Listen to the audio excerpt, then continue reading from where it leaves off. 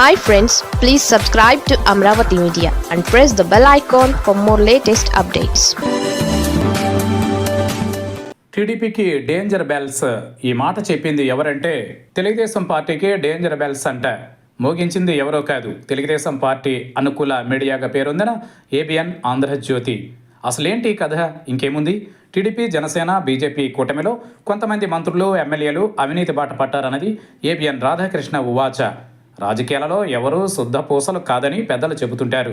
అవినీతి వ్యవస్థీకృతమైపోయింది. ఇప్పుడు వైసీపీ హయాంలో విచ్చలవిడి అవినీతి గురించి టీడీపీ సహా జనసేన బీజేపీ చేసిన ఆరోపణలు అన్నీ ఇన్ని కావు.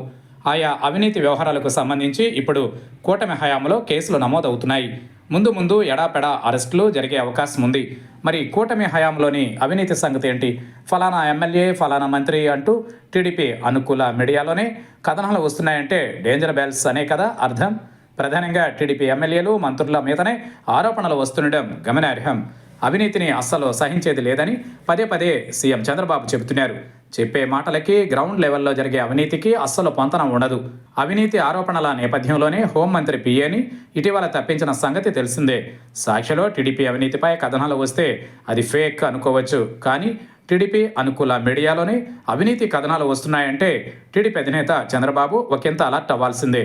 మరోపక్క ఇదంతా డ్రామా అని ఎవరినైతే చంద్రబాబు తప్పించాలనుకుంటారో అలాంటి వారిపై తన అనుకూల మీడియా ద్వారా ఇలాంటి కథనాలు రాయిస్తుంటారనే ఇంకో అనుమానం కూడా తెరపైకి వస్తోంది. ఏది ఏమైనా ఇది కూటమికి ఏమాత్రం శ్రేయస్కరం కాదు.